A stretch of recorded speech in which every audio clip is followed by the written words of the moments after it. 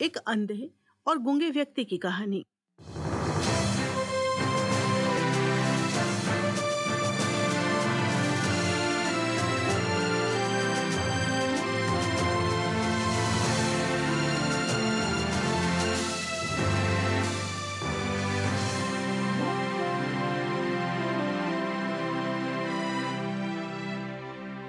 परमेश्वर का वचन कहता है, परमेश्वर ने जगत से ऐसा प्रेम किया कि उसने अपना इकलौता पुत्र दे दिया कि जो कोई उस पर विश्वास करे वो नाश ना हो परंतु अनंत जीवन पाए।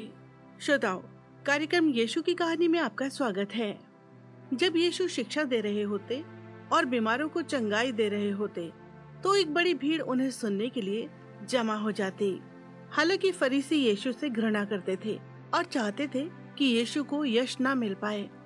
गलील में जहाँ यीशु शिक्षा दे रहे थे, वहाँ यरूशलेम से धार्मिक गुरुओं का एक प्रतिनिधि मंडल पहुंचा ताकि वे यीशु को फंसा सके। उन्होंने वहाँ चंगाई के अद्भुत आश्चर्यक्रम अपनी आंखों से देखे और जब उनकी यीशु से बातचीत आरंभ हुई तो यीशु की बातों को जवाब देना उनके लिए कठिन हो गया। आइए सुनते हैं आज की कहानी, जिसका शीर्षक है एक अंधे और गूंगे व्यक्ति की कहानी।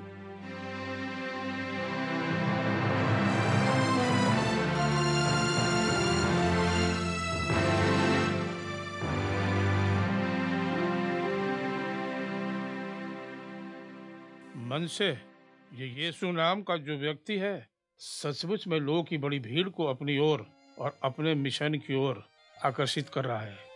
तुमने ठीक कहा इतमर, ये अविश्वसनीय है कि कितनी शीघ्रता से उसकी ख्याति चारों ओर फैलती जा रही है। जो अविश्वसनीय है वो ये है कि जो क्रांतिकारी चीजों की शिक्षा दे रहा है, बहुत सारे लोग उस पर विश्वास भी कर रहे हैं। मैंने सुना है कि वो लोगों की भीड़ से कह रहा था कि वो परमेश्वर का पुत्र है और पृथ्वी पर परमेश्वर का राज्य स्थापित करने के लिए स्वयं परमेश्वर ने उसे भेजा है। वह जो कुछ कह रहा है उसके प्रति बहुत ही अधिक जिम्मेदार दिख रहा है। उसने अपनी सहायता करने के लिए 12 लोगों की नियुक्ति भी कर ली है। उन 12 लोगों से मुझे खतरा नहीं मालूम हो रहा। खतरा तो उन सैकड़ों लोगों से मालूम हो रहा है जो उसके प्रति समर्पित हो रहे हैं। और बड़ी शीघ्रता से दूसरे लोग भी उसके साथ शामिल हो रहे हैं। वे 12 लोग उसके बिना कुछ नहीं कर सकते। वही है जो योग्यता रखता है, लेकिन वो लोग तो अनपढ़, अकुशल और असमर्थ हैं। हमें उसको इस बात का यश देना चाहिए कि वो दूसरों को अपनी बात समझा देने वाला एक जबरदस्त वक्ता और चमत्कारी व्यक्ति है। वह तो स्वयं से एक क्रांतिकारी समर्पण की मांग करता है। वह जो लोगों से आशा करता है, लोग वह सब कैसे कर सकते हैं। वह एक बहुत ही करुणा निधान व्यक्ति है। वह जहाँ भी जाता है लोगों की आवश्यकताओं को पूरा करता है। किंतु प्रश्न ये है कि वह लोग उसके साथ बने रहेंगे, और अगर बने रहेंगे तो कितने समय तक। ये तो समय ही बताएगा। मुझे आश्चर्य हुआ कि वह किस प्रकार वह सब आश्चर्यक्रम करता है। मैं भी बहुत आश्चर्यचकित हूँ।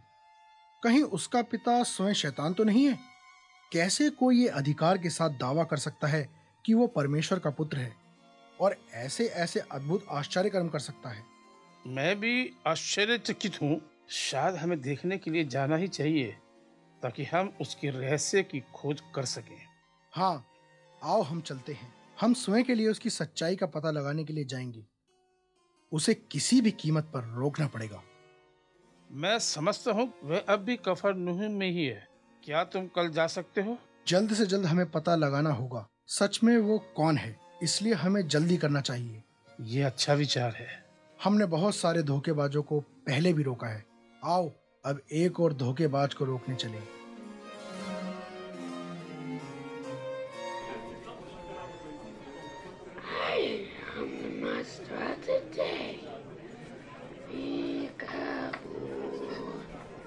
संसार में ये सब क्या चल रहा है? ऐसा लग रहा है लोग एक आदमी को यीशु की ओर जो लगाकर ले जा रहे हैं, वह पागलों की तरह विरोध कर रहे हैं। तुमने सही कहा। वो बोल नहीं रहा, मुंह से केवल अजीब सी आवाज निकाल रहा है। हो सकता है कि वो बोल पाने में असमर्थ हो। वो जैसे चल रहा है उससे लगता है कि वो अंधा भी है। वह एक बहुत मजबूत व्यक्ति लग रहा है, लेकिन बहुत दुष्ट दिख रहा है। हो सकता है कि वे दुष्ट आत्मा ग्रसित हो। चलो अब देखते हैं कि यीशु इस स्थिति में कैसे निपटता है। शेम, तुम चंगे हो गए हो। तुम अब देख सकते हो और सुन भी सकते हो। दुष्ट आत्मा तुम्हें छोड़कर जा चुकी है। किंतु किंतु आप कौन हैं? मैं कहाँ हूँ? मुझे क्या हुआ था? मैं यीशु हूँ और तुम कफरनहूम में मेरे पास हो। तुम्हारे मित्र तुम्हें मेरे पास चंगाई के लिए लेकर आए थे और परमेश्वर ने तुम्हारी समस्त कमियों को तुमसे दूर कर दिया है। ओह, मुझे पता नहीं था कि उन्होंने मुझे कहाँ धकेल दिया था। परमेश्वर की महिमा हो। ओह यीशु, आपने मेरे लिए जो कुछ किया है उसके लिए मैं आपका बहुत बहुत धन्यवाद करता हूँ। तुम्हारा स्वागत है। परमेश्वर तुम्हें आशीष देता है। तुम सच में पूरी तरह स्वतंत्र हो। अपने घुटने पर से उठो और अपने घर, अपने परिवार और अपने मित्रों के पास जाओ। हाँ प्रभु।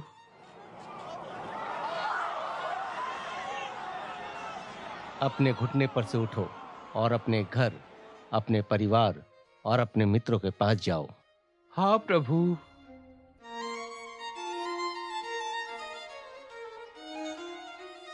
श्रोताओ, कार्यक्रम कहानी यीशु की सुनने के लिए आपका धन्यवाद।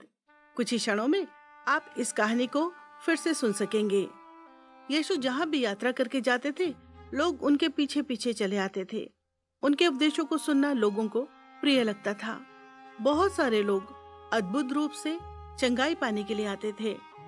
इस कहानी में यीशु दुष्ट आत्मा से ग्रसित एक व्यक्ति को चंगा करते हैं जो अंधा और गूंगा भी था। आइए अब आगे की कहानी को सुनते हैं। जबकि दो फरीसी यीशु के उपदेशों और उनके आश्चर्यकर्म के सामर्थ पर आपस में वाद विवाद कर रहे होते हैं।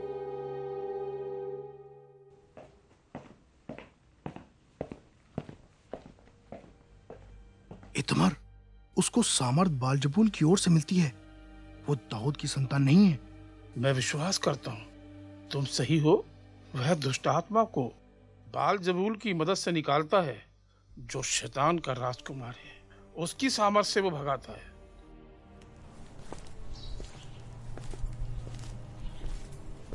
मैं जानता हूं कि तुम क्या सोच रहे हो। हर वो राज्य जो स्वयं के विरुद्ध विभाजित होगा वो बिखर जाएगा, और प्रत्येक नगर और घर जो अपने विरुद्ध विभाजित होगा वह टूट जाएगा। तब तुम किस तरह ये सोचते हो कि शैतान का राज्य निरंतर चलता रहेगा? ये लो, उसकी कल्पनात्मक बातों में एक और। इन बातों से धोखा मत खा जाना। लेकिन उसने जो भी कहा उसका अर्थ है, क्या वो सचमुच में वही है जो अपने बारे में कहता है? अगर मैं शैतान की सहायता से दुष्ट आत्माओं को निकालता हूं तो मैं शैतान का सहायक हूं। इसका अर्थ हुआ कि शैतान स्वयं का विरोध कर रहा है। तुम्हारे लोग दुष्ट आत्माओं को किसके द्वारा निकालते हैं? हमें सामर्थ उस एक महान परमेश्वर से प्राप्त होती है। उसने हमें नियुक्त किया है कि हम उसके कार्य करें। तब तो शैतान की दुष्ट आत्मा तुम्हारा न्याय करेगी। तुमने फिर से झूठ बोला। केवल परमेश्वर ही हमारा एकमात्र न्यायी है। अगर मैं परमेश्वर की आत्मा के द्वारा दुष्ट आत्मा को निकालता हूं तो आए सोए हुए लोगों, तब परमेश्वर का राज्य तुम्हारे निकट आ गया है। मैं नहीं जानता क्या विचार करूं। एक मिनट उस पर विश्वास करता हूं और दूसरे मिनट तुम पर विश्वास करता हूं। तुम दोनों में से कौन सही है? ओहो इतमर, बेवकूफी मत करो, होश में आओ। तुम किस प्रकार सोचते हो कि कोई एक बलवान के घर में प्रवेश कर जाए और उसका धन चुरा ले, जब तक कि वो उस बलवान व्यक्ति को कसकर बांध ना ले? तब उसके धन को लूट लेने में वो लुटेरा असमर्थ हो जाएगा। मैं समझता हूँ कितना सच ये है। वह बुद्धिमान है और बड़े अधिकार के साथ बोलता है। तुम ऐसी बातें कैसे कर सकते हो? जो कोई मेरे साथ नहीं है वो मेरा विरोधी है, और जो कोई मेरे साथ आना नहीं चाहता वो भटक गया है। मनुष्यों के सब पाप क्षमा किए जाएंगे सिवाय पवित्र आत्मा के विरोध में, अर्थात परमेश्वर की निंदा के। हे गुरु, तुम निंदा के बारे में बात करते हो और खुद ही परमेश्वर की निंदा करते हो। वो कोई भी हो सकता है, इसका कोई अर्थ नहीं कि वो कौन है। जो मनुष्य के पुत्र के विरोध में बोलता है क्षमा कर दिया जाएगा, किंतु जो कोई पवित्र आत्मा के विरोध में बोलता है उसको क्षमा नहीं मिलेगी, ना तो इस संसार में और ना उस संसार में जो आने वाला है। तुम खुद निंदा कर रहे हो। मूसा ने आज्ञा दी है कि परमेश्वर की निंदा करने वाला अवश्य मार डाला जाए। सारी मंडली के लोग निश्चय उस पर पथराव करें। निश्चित रूप से तुम परमेश्वर की ओर से नहीं हो सकते। हर वृक्ष अपने फल से पहचाना जाता है। एक अच्छे फल उत्पन्न करता है और एक बुरा पेड़ बुरे और सड़े हुए फल उत्पन्न करता है। तुम अंतर बता सकते हो और अवश्य ही तुम अच्छे फल वाले अच्छे पेड़ और सड़े हुए फल वाले बुरे पेड़ में से एक को चुन सकते हो। हम कैसे इसका इनकार कर सकते हैं जबकि वह सत्य कह रहा है। वह बड़े अधिकार और करुणा के साथ बोलता है। इतमर, मैं तुमसे कहता हूं कि तुम ऐसा कुछ बोलो जिससे मुझे सहायता मिले। तुम किसकी ओर हो, उसकी ओर या हमारी ओर? तुम अपने दुष्ट आत्मा से भरे हुए हृदय से कोई भली बात कैसे बोल सकते हो? जो हृदय में भरा होता है वो ही मुंह से निकलता है। एक भला व्यक्ति भली बातें कहेगा और एक बुरा व्यक्ति बुरी बातें कहेगा, क्योंकि उसके हृदय में जो कुछ भरा है वो उसके मुंह से निकलेगा। हे परमेश्वर, इस मनुष्य के बारे में मैंने अपने हृदय में बुरे विचार भर रखे हैं। मैं दुष्ट नहीं बनना चाहता, मैं एक भला व्यक्ति बनना चाहता हूँ। दया कर और मुझे परिवर्तित कर। मैं तुमसे सत्य कहता हूँ, हर एक व्यक्ति जिसने निर्दयता के साथ बोल बोले हैं, न्याय के दिन उसको उसका लेखा देना पड़ेगा। अपने वचन के द्वारा ही तुम निर्दोष घोषित किए जाओगे और दोषी घोषित किए जाओगे। यीशु जी, मुझे क्षमा कर दीजिए उन समस्त बातों के लिए जो मैंने कही थी, जो दुष्टता भरी थी और सत्य नहीं थी। आप जो कह रहे हैं मैं अब उस पर विश्वास करता हूँ। हे रब्बी, हम चाहते हैं कि तुम कोई हमें अद्भुत चिन्ह दिखाओ। यहाँ पर मौजूद हर एक व्यक्ति उस चमत्कार को देखना चाहता है। ये बुरी और व्यभिचारी पीढ़ी एक चिन्ह दिखाने को कहती है, किंतु ऐसा नहीं होगा। तुम जो करने का दावा करते हो, लेकिन आप कोई अद्भुत कार्य नहीं कर सकते। हमें भी एक और चमत्कार करके दिखाओ। तुम्हें बहुत सारे चिन्ह दिए गए हैं, किंतु उससे तुम्हारा क्या भला होगा? तुमने उन पर विश्वास नहीं किया, क्योंकि तुम्हारे हृदय बहुत ही कठोर हो गए हैं और तुमने अपना मन पहले ही से कठोर बना रखा है। तो हमें एक अवसर दो और हमें एक अन्य चिन्ह दिखाओ। तुम्हें दिए गए चिन्हों में से एक चिन्ह तुम्हें योना भविष्यवक्ता ने दिया था। मैंने आज तुम्हें एक अद्भुत चिन्ह दिया है, लेकिन योना ने जो चिन्ह तुम्हें दिया था वो बड़ा था। वो एक बड़ी मछली के पेट में 3 दिन और 3 रात रहा था। उसी प्रकार परमेश्वर का पुत्र भी 3 दिन और 3 रात पृथ्वी के हृदय में रहेगा। ये तुम्हारे लिए चिन्ह है। तुम्हारी हिम्मत कैसे हुई अपने आप को परमेश्वर का पुत्र और योना नबी से अपनी तुलना करने की? नीनवे के लोग जिनको योना ने प्रचार किया था, इस पीढ़ी के लोगों के साथ न्याय के दिन खड़े होंगे और तुम्हें दोषी ठहराएंगे। योना के प्रचार के द्वारा नीनवे के लोगों ने पश्चाताप किया था और अब योना से बड़ा कोई आया है, किंतु तुम पश्चाताप नहीं करोगे। तुम्हारे दिल बंद हैं और तुम्हारे हृदय कठोर हैं। इस बेवकूफ की सारी बातें मैं सुन चुका हूँ। अब कुछ सुनना बाकी नहीं रह गया। न्याय के दिन तुम्हारी पीढ़ी के साथ दक्षिण की रानी भी खड़ी होगी और तुम्हें दोषी ठहराएगी।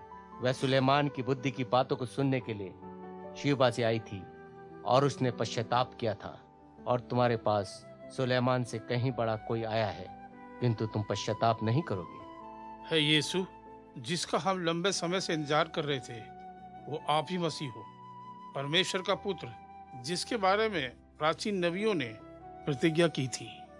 इत्मार, बोलना बंद करो। तुम भी ईर्ष्या निंदा कर रहे हो। जब एक आदमी से एक दुष्ट आत्मा बाहर आती है, तब वो बहुत सारे स्थानों को रहने के लिए खोजती है। जब वो वहां आराम नहीं पाती, तो वो कहती है, मैं उसी घर में वापस जाऊंगी जिसे छोड़कर मैं गई थी। वापस होने पर वह उस घर को खाली, साफ और सजा हुआ पाती है।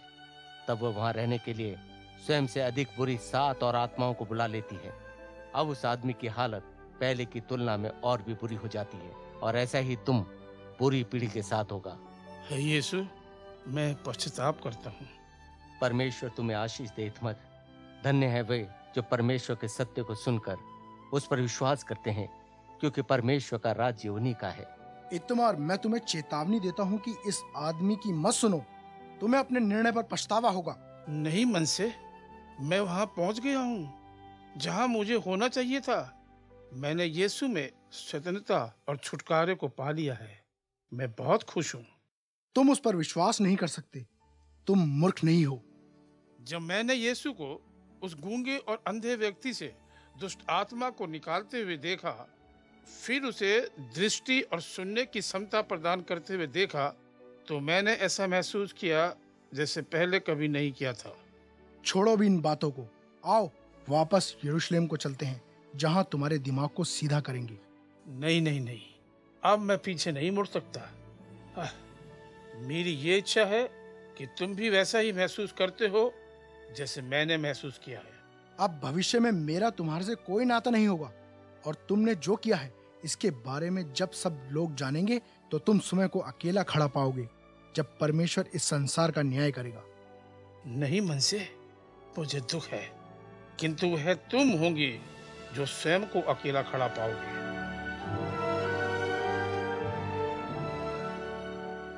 श्रोताओ, यीशु ने उस व्यक्ति को चंगाई दी जो अंधा और बोलने में असमर्थ था और जो दुष्ट आत्मा से भी ग्रस्त था। कोई भी समस्या यीशु के लिए बड़ी नहीं है। उसके पास चंगा करने और छुटकारा देने की समस्त सामर्थ्य है। चाहे आपकी जो भी परिस्थिति हो, यीशु आपकी सहायता करेंगे।